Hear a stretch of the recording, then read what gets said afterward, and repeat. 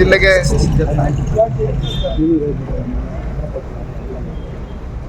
ಮಾನ್ಯ ಮುಖ್ಯಮಂತ್ರಿಗಳಾದಂಥ ಸಿದ್ದರಾಮಯ್ಯನವರು ಬಂದಿದ್ರು. ಅವ್ರು ಬಂದಂಥ ಸಂದರ್ಭದಲ್ಲಿ ಏನೋ ಜಿಲ್ಲೆಗೆ ಏನೇನೋ ಘೋಷಣೆ ಮಾಡ್ತಾರೆ, ಏನೋ ಅಭಿವೃದ್ಧಿಗೆ ಹಣ ಕೊಡ್ತಾರೆ, ಜಿಲ್ಲಾ ಉಸ್ತುವಾರಿನೂ ಸೇರಿಸಿ ಒಂದಷ್ಟು ಫಂಡ್ ಇವತ್ತು ರಿಲೀಸ್ ಮಾಡ್ತಾರೆ ಅಂತೇಳಿ ನಾನು ನಮ್ಮ ಕೋಲಾರ ಜಿಲ್ಲೆ ಜನ ತುಂಬ ಆಸೆಯಿಂದ ಕಾಯ್ತಾ ಇದ್ರು. ಅಲ್ಲಿ ಏನಿವತ್ತು KDA ಮೀಟಿಂಗ್ ಅಂತೇಳಿ ನಡೀತು ಒಳಗಡೆ, ಅದನ್ನ ನೋಡಿದಂಥ ಸಂದರ್ಭದಲ್ಲಿ ಅದು ಮ್ಯಾಚ್ ಫಿಕ್ಸಿಂಗ್ ಮೀಟಿಂಗ್. ಅದು ಯಾರ್ಯಾರು ಕ್ವಶನ್ ಕೇಳಬೇಕು, ಇವ್ರೇನ್ ಕ್ವಶನ್ ಕೇಳಬೇಕು ಅಂತೇಳಿ ಫಸ್ಟೇ ಕ್ವಶನ್ ಪೇಪರ್ ಲೀಕ್ ಆಗ್ಬಿಟ್ಟಿತ್ತು.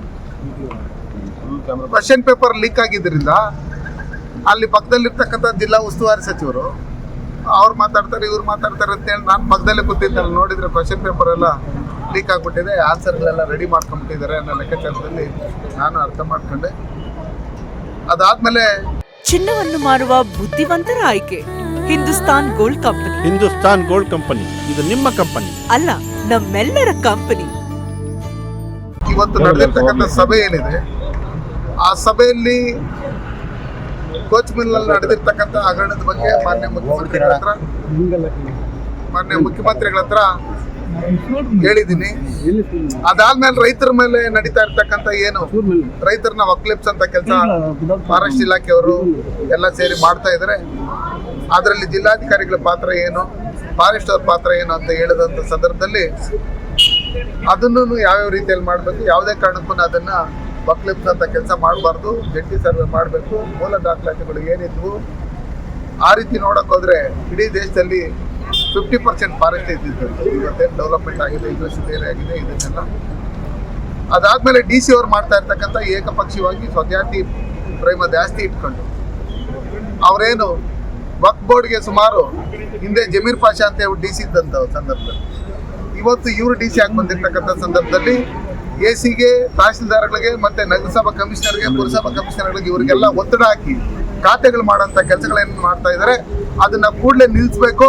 ಇಲ್ಲಾಂದ್ರೆ ನಮ್ಮ ಕೋಲಾರ ಜಿಲ್ಲೆಯಲ್ಲಿ ಇರ್ತಕ್ಕಂಥ ಎಲ್ಲಾ ಜಾತಿ ಜನಾಂಗಕ್ಕೂ ಇಷ್ಟಿಷ್ಟು ಎಕರೆ ಕೊಡ್ಬೇಕು ಅಂತ ಹೇಳಿ ನಾನು ಮುಖ್ಯಮಂತ್ರಿಗಳ ಎದುರಲ್ಲೇ ನೇರವಾಗಿ ಅವ್ರ ಹತ್ರ ಕ್ವಶನ್ ಮಾಡಿದಾಗ ಅವ್ರು ಇಲ್ಲ, ಹಂಗೇನಾರು ತಪ್ಪಾಗಿದ್ರೆ ನಾವು ಅದನ್ನ ತಿದ್ಕೊಂತೀರಿ, ಅದನ್ನ ಸರಿ ಮಾಡ್ತೀರಿ ಅನ್ನೋ ಭರವಸೆಯನ್ನ ಕೊಟ್ಟಿದ್ದಾರೆ.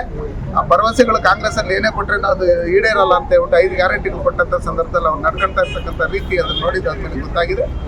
ಅದಾದ್ಮೇಲೆ ಏನು ವಿಶ್ವಕರ್ಮ ಯೋಜನೆ ಇದೆ, ಪ್ರಧಾನ ಮಂತ್ರಿ ವಿಶ್ವಕರ್ಮ ಯೋಜನೆ, ಅದರಲ್ಲಿ 51,000 ಅರ್ಜಿಗಳು ಹಾಕಿದ್ರು.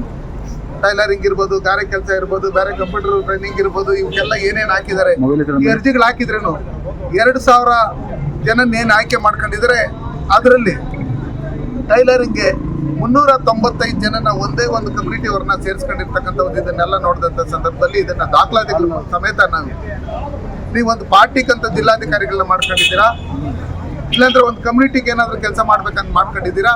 ಈ ತರ ಏನಾದ್ರು ಮಾಡೋದಾದ್ರೆ ಹೇಳ್ಬಿಡಿ, ಅವ್ರಿಗೆ ರಿಸೈನ್ ಕೊಟ್ಬಿಟ್ಟು ಹೋಗ್ಲಿ.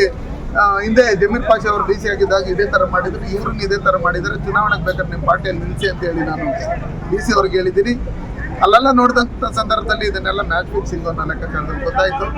ಅದರಿಂದ ಇವತ್ತು ಕೋಲಾರ ಜಿಲ್ಲೆಗೆ ಅವ್ರು ಬಂದಿರೋದ್ರಿಂದ ಏನು ಬಿಡುಗಾಸನು ನಮ್ಮ ಕೋಲಾರ ಜಿಲ್ಲೆಗೆ ಯಾವುದೇ ರೀತಿಯಾದಂಥ ಯೋಜನೆಗಳನ್ನಾಗಲಿ ಅನುದಾನಗಳನ್ನಾಗಲಿ ಯಾವುದನ್ನು ಬಿಡುಗಡೆ ಮಾಡಿಲ್ಲ.